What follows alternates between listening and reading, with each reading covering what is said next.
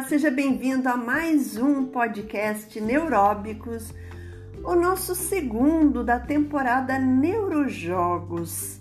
Hoje eu quero falar sobre jogos de empilhar, de empilhamento, né? Um exercício de motricidade fina e visomotora, muito importante, que está presente desde o início da nossa vida, porque é um recurso necessário, uma habilidade, uma conquista necessária para a nossa sobrevivência enquanto o ser humano.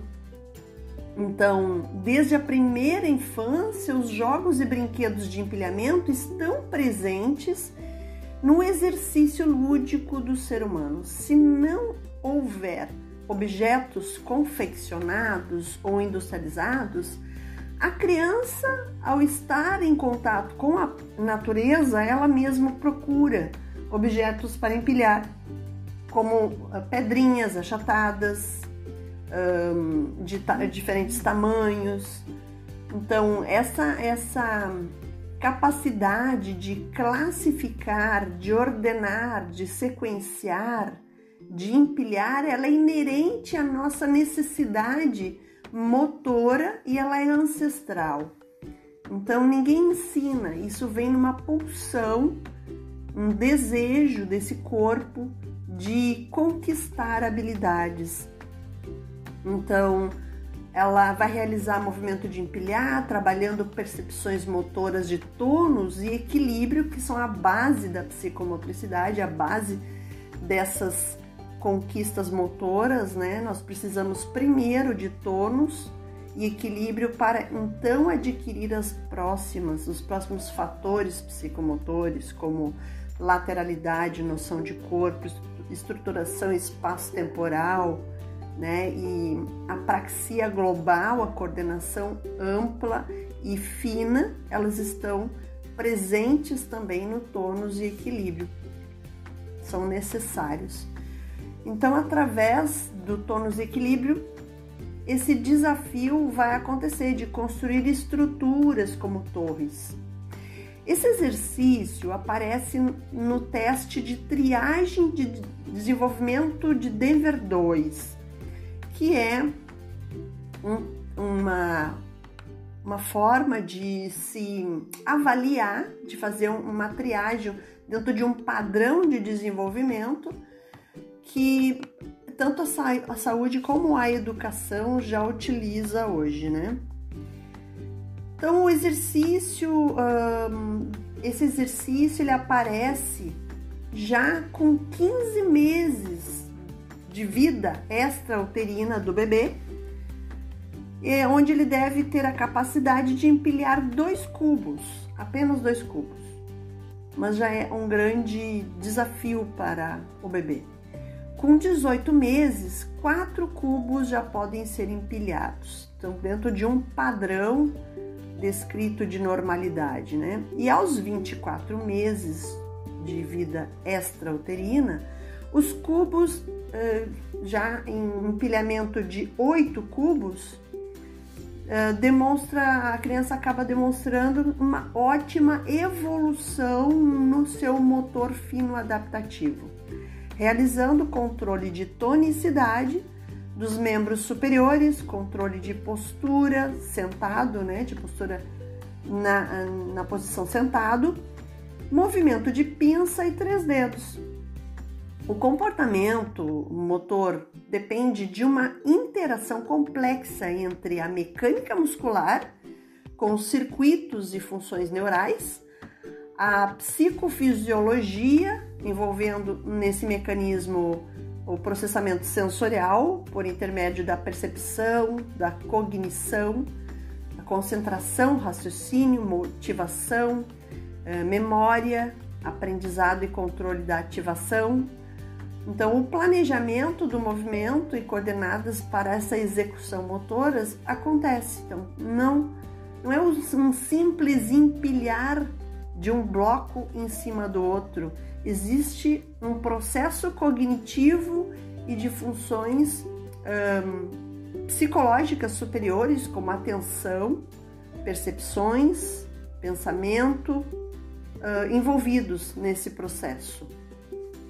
Assim como a psicologia do esporte, muitos sistemas e métodos das neurociências enfatizam a importância da avaliação e do controle dos processos mentais para um ótimo desenvolvimento, um ótimo desempenho do movimento humano.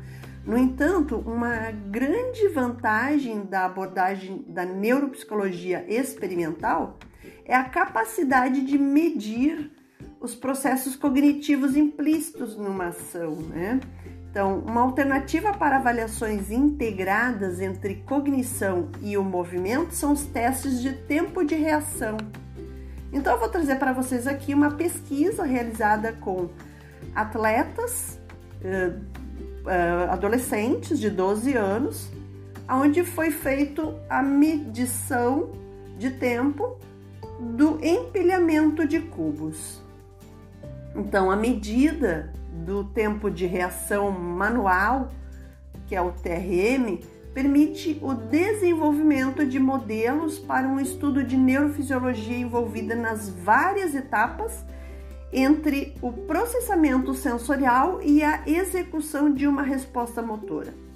Então, o tempo de reação manual possibilita ainda a investigação da organização funcional e anatômica do sistema nervoso, como a especialização hemisférica, por exemplo, e a atenção visual, a percepção, a memória e o aprendizado, entre outros.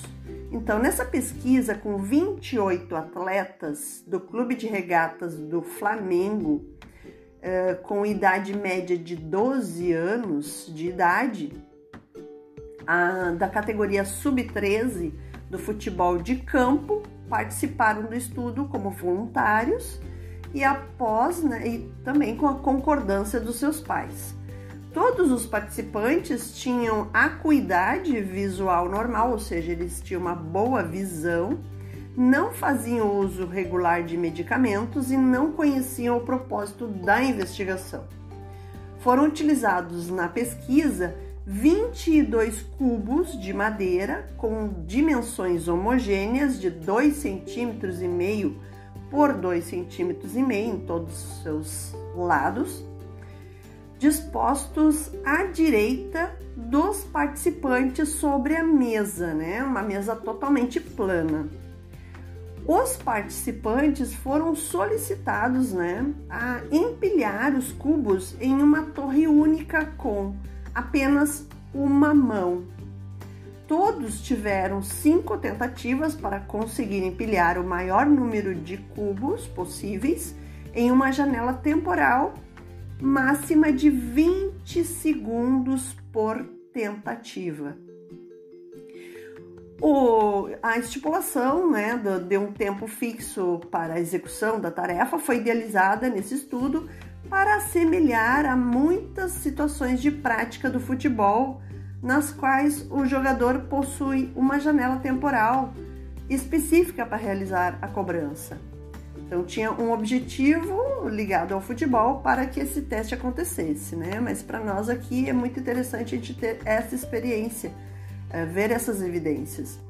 Os cubos foram alocados no espaço ao lado da mão dominante para a execução da tarefa, ou seja, então, como a maior parte dos atletas eram destros, ficou do lado direito. Agora, se o atleta fosse canhoto, né, sinistro, ficaria à sua esquerda para facilitar a empreitada, porque são segundos, né, um segundo praticamente que eles têm para colocar um em cima do outro, um cubo em cima do outro. Então, o participante era avisado que teria o tempo limitado de 20 segundos por tentativa e um total de 5 tentativas, né? No caso de a torre cair.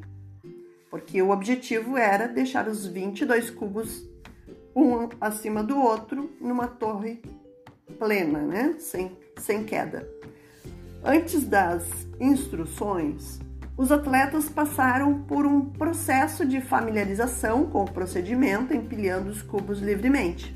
Então, tiveram um tempo para se ambientar à ação. observando que o comportamento motor envolve não só a mecânica músculo-esquelética, mas também complexas interações córtico-medulares. Novas tendências no treinamento de atletas têm considerado habilidades cognitivas como a velocidade de raciocínio e a capacidade de concentração. Neste trabalho, averiguamos então, ao ler esta pesquisa, eu consegui perceber que, como algumas dessas funções cognitivas se manifestam nos atletas quando são exigidas em uma tarefa de precisão motora, é importante que eles tenham primeiro a experimentação do objeto, antes de ir ao desafio. O protocolo permitiu identificar perfis psicomotores finos na tarefa da precisão manual. Nessa abordagem experimental, as medidas individuais obtidas servem para acompanhar o desenvolvimento psicomotor dos atletas da pesquisa e garantir a saúde mental durante as etapas de formação esportiva da iniciação ao alto rendimento. Então, levando para a escola essa experiência, jogos de empilhamento viriam também ao encontro de trabalhar esse cognitivo das crianças, dos educandos, e também preparar o emocional deles para outros desafios. Então, podemos pensar nessa possibilidade. Mas quais os benefícios de um jogo como o Jenga, então? Você conhece o Jenga? Já jogou o Jenga? Então, ele é um jogo de habilidade física e estratégia cognitiva, criado por Leslie Scott, da Hasbro, nos Estados Unidos, e também tem no Brasil. Os jogadores se revezam para remover os blocos de uma torre, equilibrando-a em cima, criando uma estrutura cada vez maior e mais instável à medida que o jogo progride. A palavra Jenga ela é uma forma imperativa de Kujenga, com K, né? Kujenga, tem um J, que vem do verbo Swahili para construir. Jenga é jogado com 50 blocos de madeira. O comprimento de cada bloco é 3 vezes maior que a largura e cada bloco é levemente menor em altura que em largura. Os blocos são empilhados em uma torre, cujos andares são compostos de 3 blocos adjacentes pelos seus lados mais longos. Cada um dos 18 andares é perpendicular ao anterior, então é cruzado, né? Você coloca 3 blocos juntos numa posição vertical, na direção vertical, mas na horizontal, né? Na mesa, mas para frente, olhando para frente, né? E depois você coloca ele perpendicular à próxima camada, mais 3 blocos numa linha horizontal, né, ao jogo. Uma vez que a torre tenha sido construída, aí começa o desafio, né? É mais um desafio, porque é um desafio montar a torre. O empilhamento, que está usando aí a praxia fina, o pensamento, o controle do tônus, o equilíbrio estático do objeto e também em relação ao seu corpo. E aí depois você começa um desafio maior ainda, que é, em cada jogada, retirar e apenas um bloco de qualquer andar que não esteja logo abaixo do andar incompleto mais alto. O bloco retirado deve ser posto no topo da torre e de modo que os blocos formem novos andares. Então, você continua construindo esses andares usando os blocos abaixo e de uma forma, então você precisa usar aí a observação de toda a estrutura, né? Então, ambas as mãos podem ser usadas para retirar o bloco, mas apenas uma mão poderá estar em contato com a torre a cada momento. Blocos podem ser tocados para se encontrar um bloco solto, que poderá ser retirado sem derrubar a torre. Qualquer bloco que, ao ser movido, ameace derrubar a torre, deve ser deixado no lugar para onde foi retirado, né? Caso o jogador desista de usá-lo. O bloco só pode ser devolvido com a mesma mão que o ia retirar. Neste jogo, a criança vai precisar pensar logicamente para retirar as peças certas da torre, colocando a força adequada e identificando o lado certo de retirar as peças, para que a torre não caia. Além disso, a criança terá que pensar em como colocar a peça novamente na torre sem derrubá-la.